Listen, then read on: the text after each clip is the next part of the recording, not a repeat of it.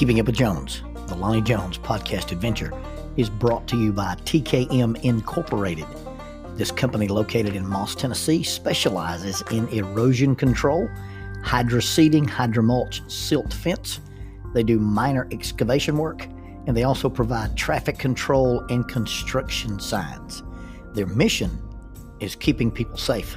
Their passion is wishing that all men could be saved. TKM stands for The King's Men.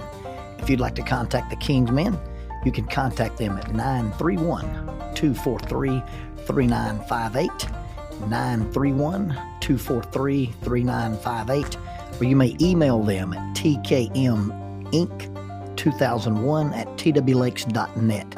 That is tkminc2001@twlakes.net. The King's Men, in partnership with Keeping Up with Jones, the Lonnie Jones podcast adventure.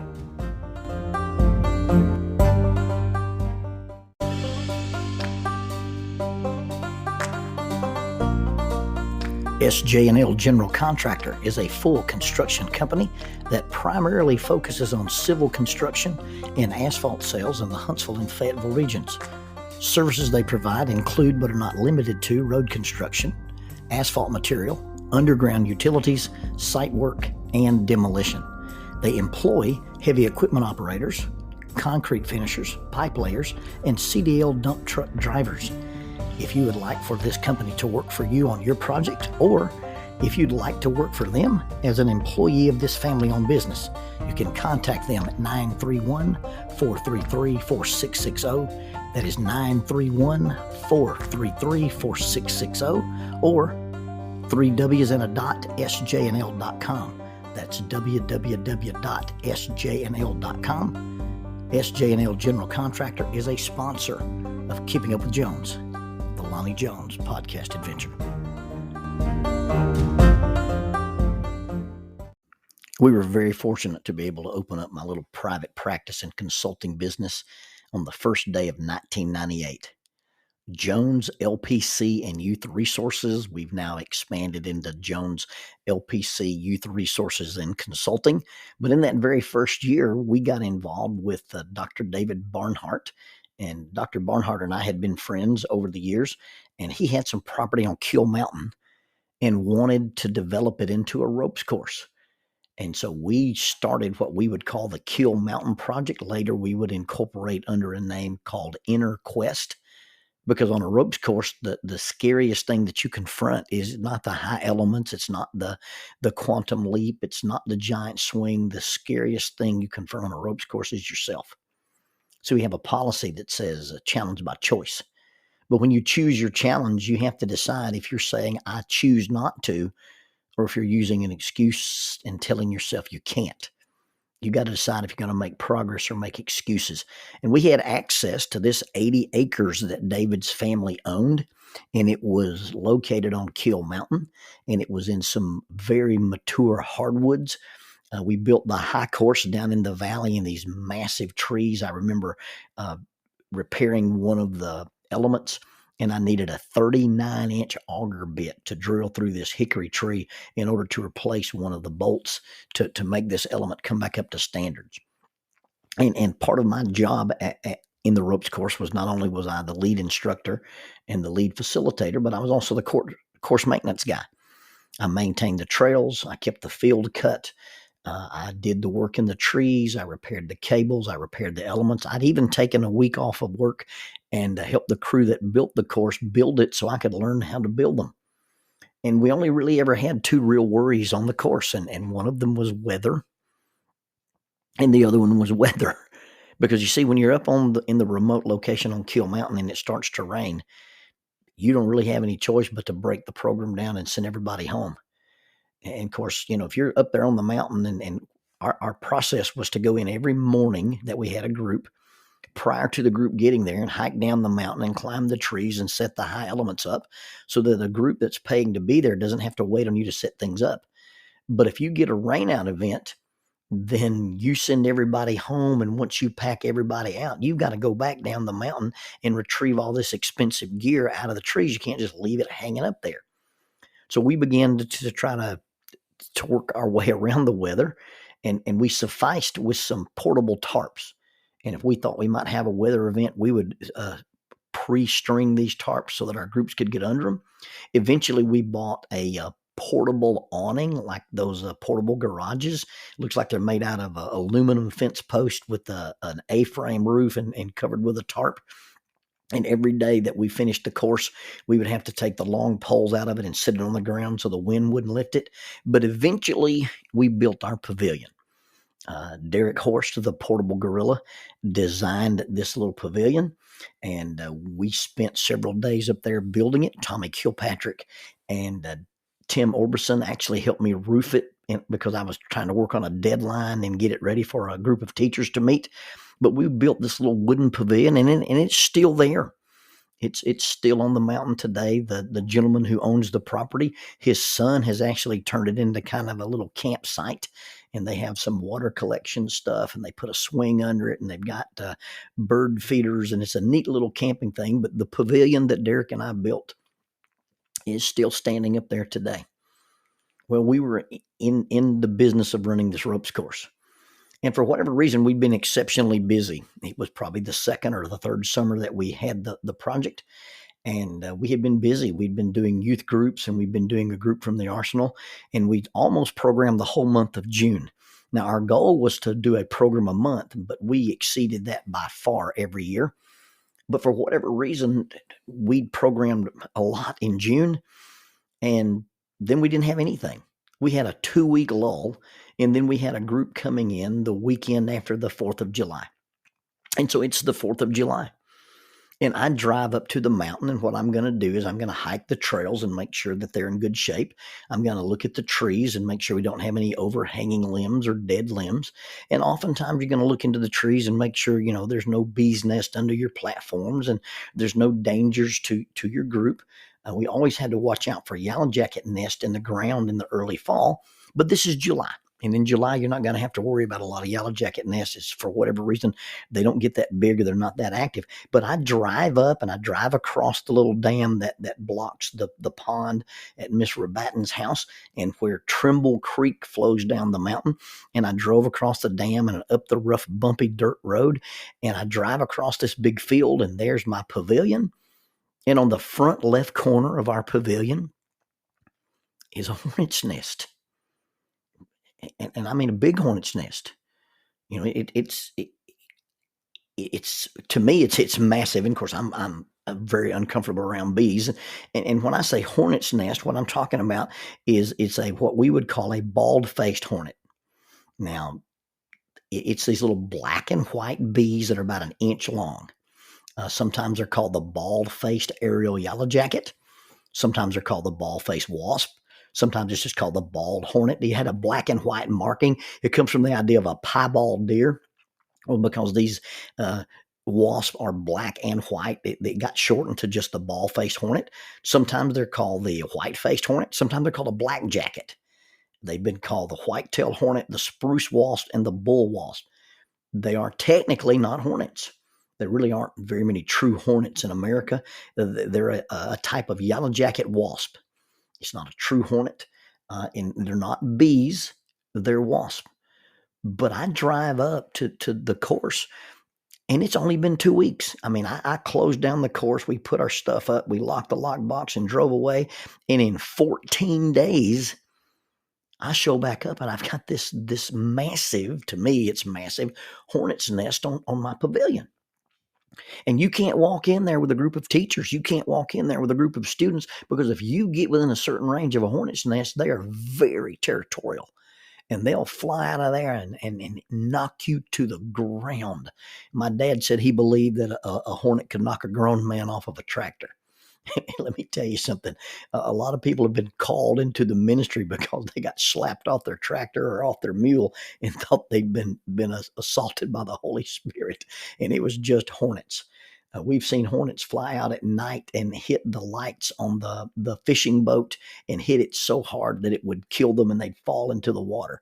But I've got this hornet's nest on my pavilion, and I'm incredulous. I can't believe that in just 2 weeks there's a nest. Well, obviously I've got to leave, because you can't find a hornet's nest in the daylight. I've got to come back. I've got to come back at midnight and I've got to burn this thing down. So I go home and I'm scared and I'm angry and I'm frustrated and I'm fussing. And how does a hornet build a nest that fast? How does a hornet go from we're not even here to in 2 weeks you've got this thing that's larger than a football on the side of my pavilion? And I'm muttering this stuff under my breath and I'm talking out loud. And my wife, in all her wisdom, looks at me and says, "Well, honey, what else does a hornet have to do? It's not like they're running back and forth to Walmart." And that was probably profound. As I've done some research on the bald-faced hornet, it, it it's founded, the colony is found by a single female. She's inseminated, she's pregnant, and she'll spend the winter in the ground underneath some tree bark and a stump or in a void in a wall. And if she survives the winter, she'll come out and she will lay her eggs.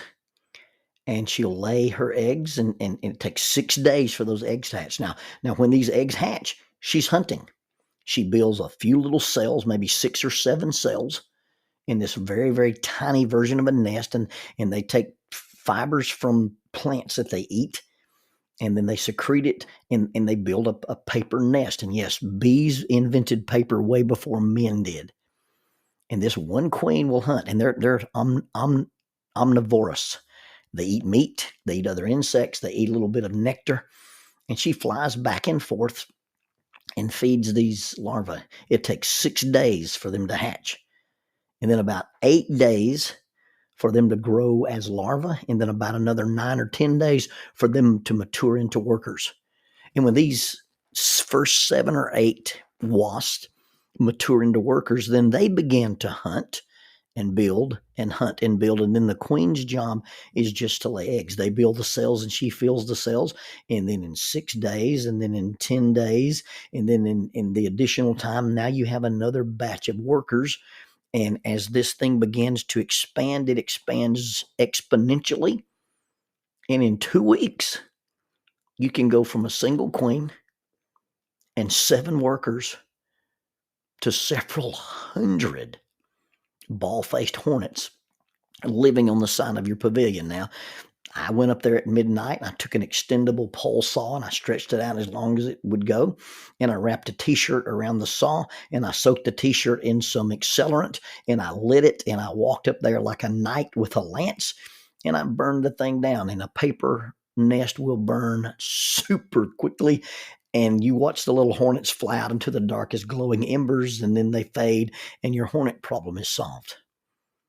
But I was fascinated by Jackie's statement. Here I am consumed about how in the world do you go from no hornets to this huge nest? And she said, well, what else does a hornet have to do? And they have nothing else to do. They are singularly focused.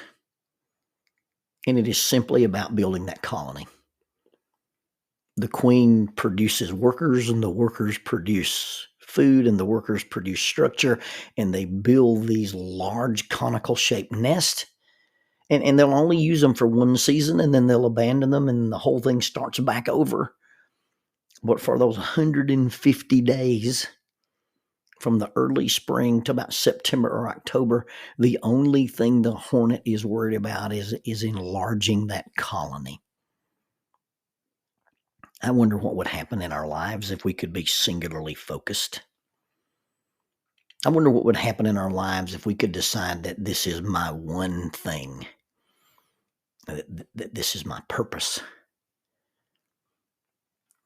If we could get rid of all the distraction, if we could get rid of all the noise, if we could get rid of all the things that vie for our attention, and we woke up one day and said, my job today is to create and build myself into the best spouse I could be. What would happen to the dynamic of your marriage? What would happen if you decided that your purpose was the development of your children into mature, spiritually mature, functional adults? What would life look like if somebody said, well, how did you do such a good job on your kids? And you looked at them and said, well, what else did I have to do? Hey, how did your marriage get this strong? Well, what else did I have to do? Tell me about your commitment or your devotion to your faith. Well, what else did I have to do?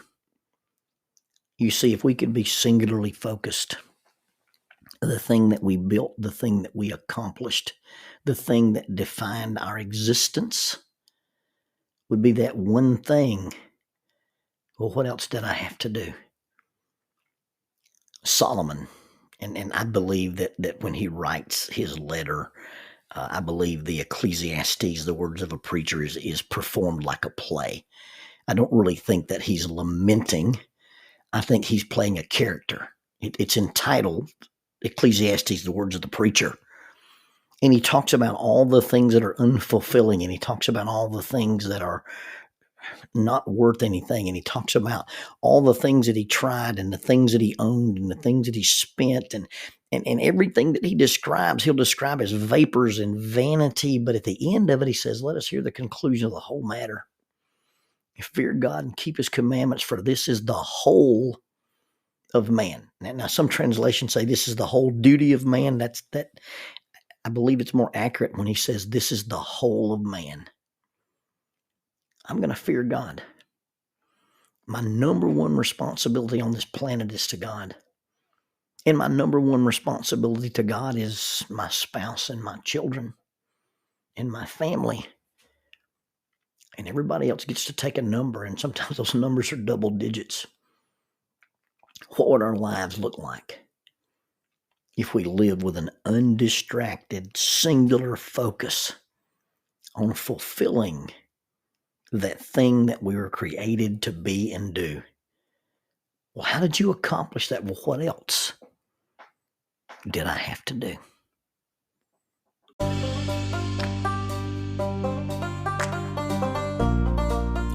Using the tool of shortwave radio, World Christian Broadcasting literally covers the world every day with the gospel. They use two large curtain antennas. One is located in Anchor Point, Alaska, and the other in Madagascar. They send out messages that are recorded at their international home in Franklin, Tennessee. They make available 40 hours of broadcast every day. The broadcasts are made in English, Chinese, Russian, Spanish, Portuguese, Korean, English for Africa, and Arabic. They would love for your group to visit them. You can bring your ladies group, your youth group, or your men's group. Just give them a call at 615-371-8707, 615-371-8707, or you can go to worldchristian.org, find the Donate Here button, and make a financial contribution to support this work that literally covers the world every day with the gospel. World Christian Broadcasting, in cooperation with Keeping Up with Jones, the Lonnie Jones podcast adventure.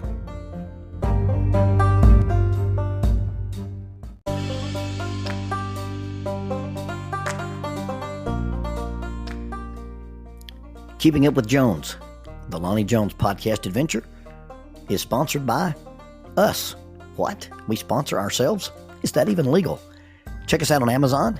You can have access to the titles of Pedagogue, the youth ministry book by Lonnie Jones; Cognitive Spiritual Development, a Christ-centered approach to spiritual self-esteem; Grappling with Life, Controlling Your Inside Space, a small essay using the principles of Brazilian Jiu-Jitsu to talk about psychological and emotional self-defense; If I Were a Mouse, a children's book written and illustrated by Lonnie Jones; and then The Selfish Reel, a very short story about a decision. Also, you can check out our YouTube channel to see archived lessons and presentations from across the country, some videos with rope tricks and knots. Don't forget to visit the Facebook page 550 Guys to learn about the little rope men that we make and that we invented and that we make. And then be sure to click like, subscribe, and share. This is Keeping Up with Jones, the Lonnie Jones podcast adventure.